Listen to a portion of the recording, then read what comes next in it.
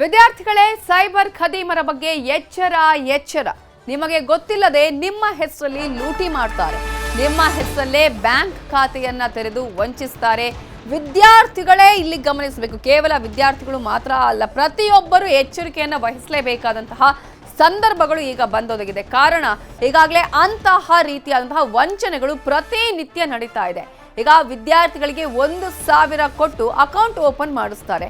ಅದೇ ಅಕೌಂಟ್ಗಳಿಗೆ ಲಕ್ಷಾಂತರ ರೂಪಾಯಿ ಟ್ರಾನ್ಸಾಕ್ಷನ್ ಕೂಡ ಆಗುತ್ತೆ. ಬೆಂಗಳೂರಲ್ಲಿ ರಾಜಸ್ಥಾನ ಮೂಲದ 4 ಜನರನ್ನ ಇದೇ ಕಾರಣಕ್ಕಾಗಿ ಈಗ ಬಂಧನಕ್ಕೆ ಒಳಪಡಿಸಲಾಗಿದೆ.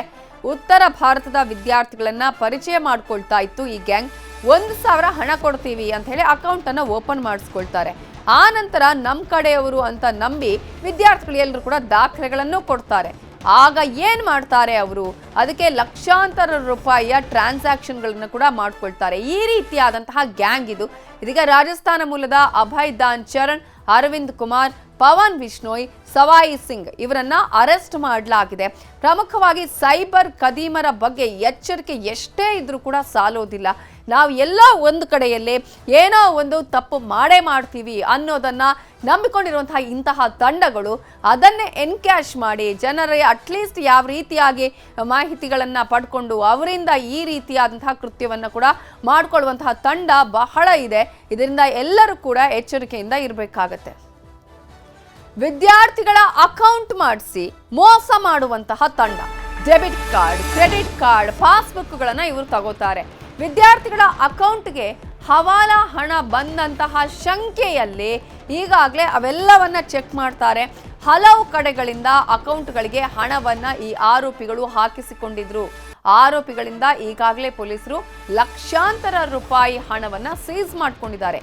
ಮೊಬೈಲ್, ಡೆಬಿಟ್ ಕಾರ್ಡ್, ಪಾಸ್ಬುಕ್ಗಳನ್ನು ಕೂಡ ಈಗ ಸೀಸ್ ಮಾಡ್ಕೊಂಡಿದ್ದಾರೆ. ಯಾವ ರೀತಿಯಾಗಿ ಅಂತ ಹೇಳಿದ್ರೆ, ವಿದ್ಯಾರ್ಥಿಗಳು ಪಾಪ ನಮಗೆ ಆಯ್ತಪ್ಪ ಒಂದು ರೀತಿಯಲ್ಲಿ ಅಕೌಂಟಿಗೆ 1,000 ರೂಪಾಯಿ ಬರುತ್ತಾ, ಒಂದು ಅಕೌಂಟ್ ಮಾಡಿಸ್ಕೊಳ್ಳೋಣ, ನಮ್ಮದು ಒಂದು ಅಕೌಂಟ್ ಇರುತ್ತಲ್ಲ ಅಂತ ಹೇಳಿ ಆ ರೀತಿಯ ಆಸೆಲೆ ಅಕೌಂಟ್ ಮಾಡಿಸ್ಕೊಳ್ತಾರೆ. 1,000 ರೂಪಾಯಿ ಬರುತ್ತೆ. ಆ ನಂತರ ಅವರಿಂದ ಎಲ್ಲ ಮಾಹಿತಿಗಳನ್ನು ಈ ತಂಡ ಪಡ್ಕೊಳ್ಳುತ್ತೆ. ನಂತರ ಏನು ಮಾಡುತ್ತೆ, ಯಾವ ರೀತಿಯಾಗಿ ಟ್ರಾನ್ಸಾಕ್ಷನ್ ಮಾಡ್ಕೊಳ್ತಾರೆ, ಎಲ್ಲೆಲ್ಲಿಂದ ಹಣ ತರಿಸ್ತಾರೆ, ಇವೆಲ್ಲದರ ಬಗ್ಗೆ ಮಾಹಿತಿಯನ್ನು ಕೊಟ್ಟಿದ್ದಾರೆ ಕಮಿಷನರ್.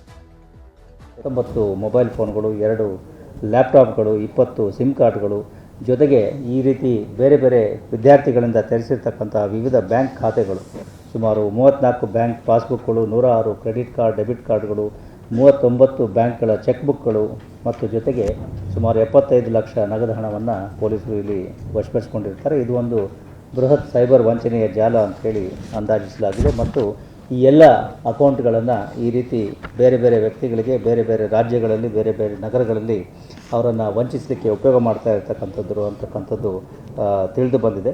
ಒಟ್ಟು ನಮಗೆ ಗೊತ್ತಾಗಿರೋ ಪ್ರಕಾರ ಈಗ ಸುಮಾರು 43 ಪ್ರಕರಣಗಳು ಹಾಗೂ 15 ರಾಜ್ಯಗಳಿಗೆ ಸಂಬಂಧಪಟ್ಟಿರ್ತಕ್ಕಂಥ ಬೇರೆ ಬೇರೆ ಸೈಬರ್ ವಂಚನೆಯ ಪ್ರಕರಣಗಳು ಈ ನಮ್ಮಲ್ಲಿ ಏನು ಸಿಕ್ಕಿದ್ದಾವೆ ಅಕೌಂಟ್ಗಳು ಅಥವಾ ಅವರ ವಿವರಗಳು ಏನು ಸಿಕ್ಕಿದ್ದಾವೆ ಅವುಗಳಿಗೆ ಹೊಂದಿಕೆ ಆಗಿರ್ತಕ್ಕಂಥದ್ದು ಕಂಡುಬಂದಿದೆ. ಬಹುಮುಖ್ಯವಾಗಿ ಬೇರೆಯವರಿಗೋಸ್ಕರ ನಿಮ್ಮ ಅಕೌಂಟ್ಗಳನ್ನು, ಅದರಲ್ಲೂ ವಿದ್ಯಾರ್ಥಿಗಳು ಈ ರೀತಿ ಬೇರೆ ತಮ್ಮ ಅಕೌಂಟ್ಗಳನ್ನು ಬೇರೆಯವರಿಗೆ ಮಾರ್ಕೊಳ್ತಕ್ಕಂಥದ್ದು ಅಥವಾ ಮಾಡ್ತಕ್ಕಂಥದ್ದು ಸರಿಯಾದ ಕ್ರಮ ಅಲ್ಲ.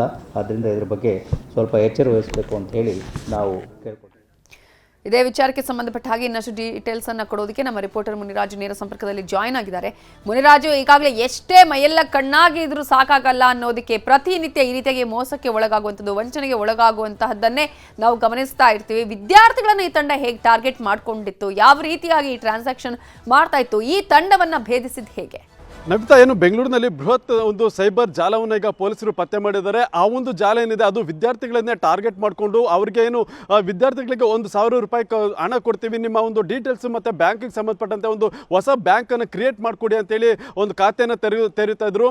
ನಂತರ ಅವ್ರಿಗೆ ಸಂಬಂಧಪಟ್ಟಂಥ ಒಂದು ಬ್ಯಾಂಕ್ ಖಾತೆ ಒಂದು ಕಿಟ್ ಏನಿದೆ ಅದನ್ನು ತಾವು ಪಡ್ಕೊಂಡು ಏನು ಅದರಲ್ಲಿ ಬೇರೆ ಬೇರೆ ಒಂದು ಟ್ರಾನ್ಸಾಕ್ಷನನ್ನು ಮಾಡ್ತಾ ಇದ್ರು. ಏನು ಹವಾಲಾ ಇರ್ಬೋದು ಮತ್ತು ಬೇರೆ ಬೇರೆ ಮುಖಾಂತರ ಹೋಗಿ ಅದಕ್ಕೆ ಹಣವನ್ನು ಟ್ರಾನ್ಸಾಕ್ಷನ್ ಮಾಡಿಕೊಂಡು ನಂತರ ಅದನ್ನು ಕ್ರಿಪ್ಟೋ ಕರೆನ್ಸಿಗೆ ವರ್ಗಾವಣೆ ಕೂಡ ಮಾಡ್ತಾ ಇದ್ರು. ಇದ್ರು.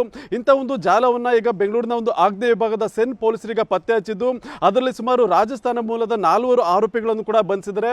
ಈ ಒಂದು ಆರೋಪಿಗಳೇನಿದ್ರೆ ಇವರು ಉತ್ತರ ಭಾರತದ ಮೂಲದ ಒಂದು ವಿದ್ಯಾರ್ಥಿಗಳನ್ನೇ ಪತ್ತೆ ಹಚ್ಚಿ ಅವರಿಂದ ಈ ಒಂದು ಬ್ಯಾಂಕ್ ಖಾತೆಗಳನ್ನ ಓಪನ್ ಮಾಡಿಸ್ತಾ ಇದ್ರು.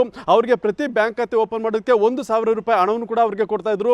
ವಿದ್ಯಾರ್ಥಿಗಳು ಕೂಡ ಇವರು ನಮ್ಮ ಕಡೆಯವರು ಮತ್ತೆ ಖರ್ಚಿಗೆ ಹಣ ಕೊಡ್ತಾರೆ ಅಂತೇಳಿ ತಮ್ಮ ಎಲ್ಲ ಒಂದು ಮಾಹಿತಿ ಮತ್ತೆ ದಾಖಲೆಗಳನ್ನ ಅವ್ರ ಕೈಗೆ ಕೊಡ್ತಾ ಇದ್ರು.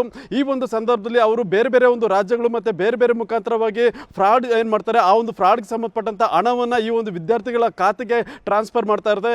ನಂತರ ಇದರಲ್ಲಿ ಹವಾಲ ಇರ್ಬೋದು ಮತ್ತೆ ಕ್ರಿಪ್ಟೋ ಕರೆನ್ಸಿಗೂ ಕೂಡ ಹಣವನ್ನು ವರ್ಗಾವಣೆ ಮಾಡಿ ಅದರಲ್ಲಿ ಲಕ್ಷಾಂತರ ರೂಪಾಯಿ ಟ್ರಾನ್ಸಾಕ್ಷನ್ ಕೂಡ ಮಾಡಿರುವಂಥದ್ದು ಕೂಡ ಗೊತ್ತಾಗಿದೆ.